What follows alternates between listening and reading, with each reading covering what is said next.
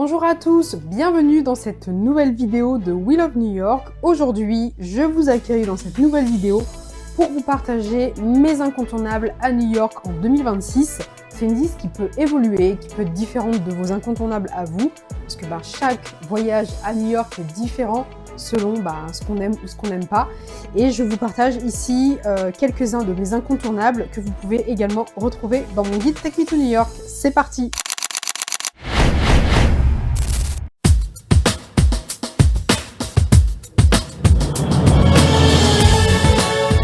Alors on va commencer par le numéro 1, bien sûr c'est Central Park.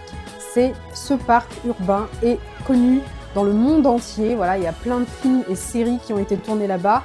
Il est réparti sur 51 blocs du nord au sud et franchement, si vous avez envie de bien le visiter, je vous conseille de le faire à vélo. Ça ne vous empêche pas de faire des petites pauses à pied et c'est génial. Ça vous permet aussi de traverser plusieurs quartiers si vous sortez du parc, notamment d'aller explorer Harlem et également la partie consacrée à l'Hudson River avec la piste cyclable qui est très bien faite. Il y a d'ailleurs une autre vidéo que vous pouvez retrouver sur ma chaîne YouTube à ce sujet-là. D'ailleurs, Central Park, c'est souvent un endroit qu'on propose pour les personnes qui veulent une séance photo dans notre Mystery Pack, notre activité magique sur mesure à New York qui va en général dans des endroits plutôt insolites. Mais c'est vrai que Central Park pour les photos, c'est juste magnifique et beaucoup de photographes font des shootings photos là-bas. Donc vraiment, n'hésitez pas à y aller pour vos incontournables à toutes les saisons de l'année. Et même si vous avez été 10 000 fois à Central Park, allez-y régulièrement si vous retournez à New York parce que c'est vraiment un endroit qui évolue au fil des saisons et puis qui a plein de surprises. Et plus on va vers le nord du parc, plus justement on a une vision un peu plus différente de Central Park. Il y a une autre chose aussi que je voulais vous dire à Central Park, c'est que le parc organise énormément de visites thématiques, notamment à chaque saison de l'année. Donc n'hésitez pas à aller voir sur leur site, je vous mets le lien dans la description, les différentes visites qui sont organisées. Il y a des visites qui sont gratuites et puis d'autres qui sont payantes, mais ça vaut vraiment le coup. Parlons d'un autre emblème à New York qui a l'emplacement de l'ancien Waldorf Astoria et dont la construction a été annoncée en 1929. Est-ce que vous voyez de quel bâtiment emblématique je veux parler? Bien sûr de l'Empire State Building, un bâtiment emblématique au-delà d'être un observatoire. C'est vraiment une icône à New York qu'on peut retrouver notamment dans plusieurs logos de la ville. Il faut savoir que l'Empire State Building a été élu attraction numéro 1 pendant plusieurs années consécutives à New York City. C'est aussi un observatoire que vous pouvez visiter autant le jour que la nuit. Et d'ailleurs, je vous conseille d'aller voir le lien dans la description pour bénéficier du New York City Pass si vous voulez faire uniquement les sites incontournables à New York. Parce que le New York City Pass permet d'y monter 2 fois le même jour, le jour et la nuit, pour aller à l'observatoire de l'Empire State Building avec ce même pass.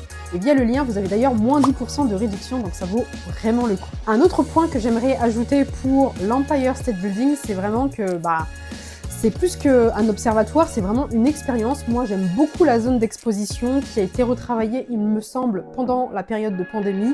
C'est une belle zone d'exposition où on apprend beaucoup de choses aussi sur l'histoire de New York et sur l'histoire de la construction de l'Empire State Building. Pour moi, c'est l'une des meilleures expériences pré-observatoires de tous les observatoires à New York City. Parmi mes incontournables, on va parler encore d'un autre observatoire. Il s'agit de Summit. Il a ouvert en octobre 2021.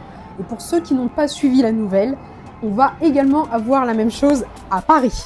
Donc c'est en projet construction, je ne sais pas où ça en est au niveau du plan de développement, mais en tout cas, ça va ouvrir à Paris, il y a des recrutements qui sont en cours. Summit, c'est un observatoire de fou, c'est plus même qu'un observatoire, c'est vraiment une expérience totalement immersive sur plusieurs étages qui permet d'avoir des points de vue de dingue de New York. Alors attention, maintenant, ce n'est plus le plus récent des observatoires, puisqu'on a un observatoire qui a ouvert à Times Square où je n'ai pas encore été et j'ai hâte d'y aller pour me faire ma propre idée, même si ça reste un endroit hyper touristique. Summit a remporté vraiment beaucoup de prix et d'ailleurs je vous en parlerai bientôt parce que je me suis beaucoup intéressée aux raisons du succès de cet observatoire, notamment grâce à sa direction qui a beaucoup d'expérience, parce qu'il y a des personnes qui sont derrière tout ça et qui ont fait un travail de malade pour rendre ce site juste incroyable. Beaucoup ne le savent pas, mais il faut savoir que l'expérience artistique multisensorielle signée derrière ce projet est pilotée par Kenzo. digital. Et puis ajoutons aussi, Summit a été considéré comme le lieu le plus instagrammable au monde par Elle Magazine durant une année. Je ne pouvais pas, bien sûr, ne pas citer The High Line, qui est pour moi l'un des plus beaux projets de la ville de New York, en tout cas aussi projet vert. C'est un parc aérien suspendu sur une ancienne voie ferrée qui a une très belle histoire. C'est l'occasion d'apprécier aussi de la faune et de la flore qui a été plantée à cet endroit-là et de traverser plusieurs quartiers de Manhattan pour justement apprécier également depuis des points de vue surélevés des street art, différents types d'architecture au fil des quartiers que l'on traverse. Vraiment, c'est un spot à ne pas rater et en plus, il y a souvent des expositions d'artistes mondialement connus qui viennent mettre des sculptures en avant ou ce genre de choses à ne pas rater. À noter aussi que si vous avez envie de faire une pause déjeuner ou une pause tout simplement pour arrêter de marcher de nombreux kilomètres, c'est aussi un endroit parfait pour ça, pour s'installer. Il y a également tout ce qu'il faut, des transats, des espaces pour s'asseoir, vraiment c'est top. Parmi les incontournables à New York, je dirais de façon générale aussi, c'est le street art. Le street art, ça fait partie de la culture new-yorkaise. New York est reconnu pour ça et il y a un endroit en particulier, vous le savez, c'est Bushwick pour ceux qui connaissent. D'ailleurs, le street art n'a pas toujours eu une signification positive à New York et même ailleurs aux États-Unis ou dans le monde, et aujourd'hui c'est le cas. C'est vraiment l'occasion de partager soit des citations positives, des messages politiques, de rendre un hommage. Vraiment, le street art, c'est incroyable à New York, on se régale. C'est aussi ce qui contribue à faire de New York un musée en plein air.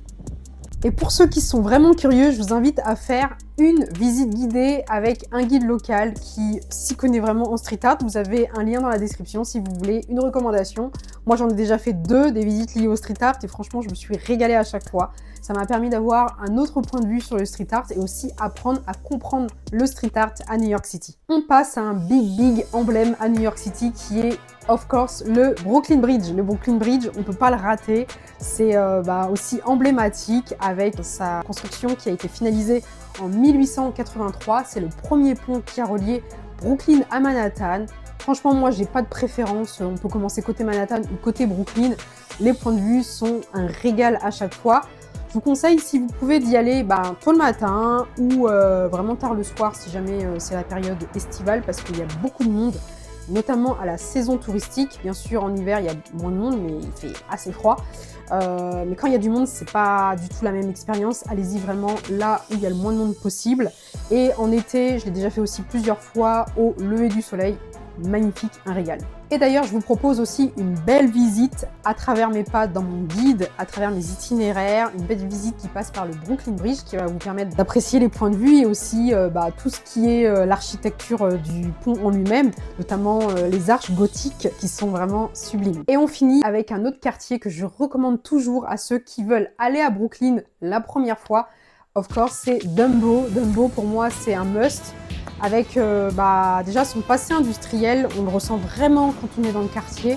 C'est un quartier mignon avec des biens immobiliers hors de prix, des loyers hors de prix, qui s'est qui a subi une gentrification il y a déjà plusieurs années et qui offre aussi également plein d'options sympas pour se promener, notamment avec le Brooklyn Bridge Park qui a des points de vue magnifiques sur notamment le Brooklyn Bridge, le Manhattan Bridge et d'ailleurs il y a une des photos les plus mythiques, à mon avis c'est l'un des top spots pour les selfies.